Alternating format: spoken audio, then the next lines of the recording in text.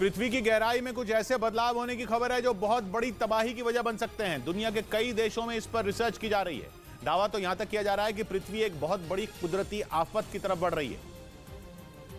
इसीलिए दुनिया के कई वैज्ञानिक इस नई पहेली को सुलझाने में लग गए। खबर है कि धरती के सबसे अंदर वाली परत यानी कोर, जो एक गेंद की तरह है, उसके घूमने की रफ्तार कम हो रही है। पृथ्वी अपनी धुरी पर लगातार घूमती है, लेकिन पृथ्वी की हर परत एक साथ नहीं घूमती, क्योंकि इनके घूमने की रफ्तार पृथ्वी की गुरुत्वाकर्षण शक्ति पर निर्भर करती है। गुरुत्वाकर्षण शक्ति के कम या ज्यादा होने से कोर के घूमने की रफ्तार भी बदल सकती है। कुछ दिनों पहले इसी से जुड़ी एक रिसर्च नेचर जियोसाइंस नाम के एक जर्नल में छापी गई थी। उसी रिसर्च में दावा किया गया था कि धरती का कोर पहले से कम गति से घूम रहा है, जिसके बाद दुनिया भर के वैज्ञानिकों ने इसकी तह में जाने की कोशिश शुरू कर दी। कुछ वैज्ञानिकों का मानना है कि धरती में हुआ यह बदलाव बहुत बड़ी तबाही की वजह बन सकता है और सदियों से ठंडे पड़े ज्वालामुखी अचानक सक्रिय हो सकते हैं। ऐसी बहुत सी जगहें धरती पर हैं जहां ज्वालामुखी सदियों पहले हुआ करते थे, लेकिन अब वहां घनी आबादी बसती है। अगर ऐसे ज्वालामुखी सक्रिय हुए तो तबाही आ जाएगी। इसके अलावा समुद्र में सुनामी आने की घटनाएं भी बढ़ सकती हैं। जमीन फटने और भूकंप आने जैसी घटनाएं होना भी मुमकिन है। इसकी वजह है पृथ्वी की चुंबकीय शक्ति में आने वाला बदलाव।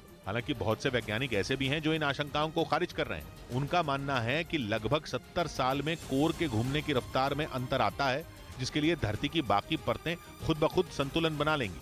इधर जम्मू कश्मीर के रामबन जिले में बर्फबारी के साथ बारिश ने लोगों की मुश्किलें बढ़ा दी। वहां चंद्रकोट और बनिहाल इलाके के बीच कई जगहों पर पत्थर गिरने और मिट्टी धंसने की वजह से जम्मू श्रीनगर हाईवे को बंद करना पड़ा और पुलिस ने लोगों को हाईवे पर यात्रा नहीं करने की सलाह दी, जिसकी वजह से उनकी परेशानी बढ़ गई, क्योंकि कश्मीर घाटी को देश के दूसरे हिस्सों से जोड़ने वाला ये मुख्य रास्ता है। ऐसे में इसके बंद होने से कई जरूरी चीजों की सप्लाई पर भी असर पड़ने का अनुमान जताया गया। उधर F-35 फाइटर जेट से जुड़ी अमेरिका की शर्त के नाम पर तुर्की में सवाल खड़े हो गए। तुर्की में बारकताश TB2 ड्रोन बनाने वाली एक कंपनी के प्रमुख के मुताबिक F-35 लड़ाकू विमान को खरीदने वाले उसे बिना अमेरिकी इजाजत के उड़ा भी नहीं सकते। मतलब यह कि ग्रीस से बढ़ते तनाव के बीच तुर्की को अमेरिका से F-35 विमान मिल भी जाए तो कोई फायदा नहीं होगा।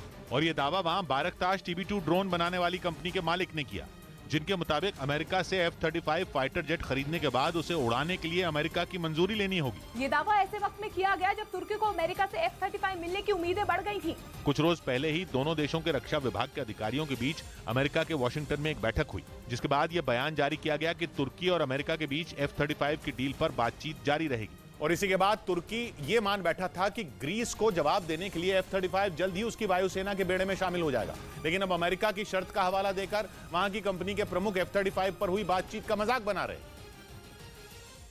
जबकि F-35 पाने के लिए तुर्की कई साल से कोशिश में जुटा है। हालांकि उसे ये फाइटर जेट मिल पाना अभी दूर की कौड़ी लगती है, क्योंकि अभी तो अमेरिका के साथ उसकी डील F-16 पर ही अटकी हुई है। यानी उसे अभी अमेरिका से F-35 से कम ताकत वाले F-16 मिलने में अड़ंगा लगा हुआ है। हालांकि इसके लिए बाइडेन ने हामी जरूर भर दी है, लेकिन वहां की संसद ने डील को मंजूरी नहीं दी है और इसके लिए तुर्की की ही एक जिद जिम्मेदार है।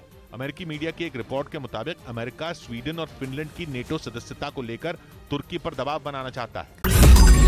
मैंने नहीं देखा इस तरह का चीट, इस तरह का क्रिमिनल माइंड पूरे जेल स्टाफ को ब्राइब कर देगा।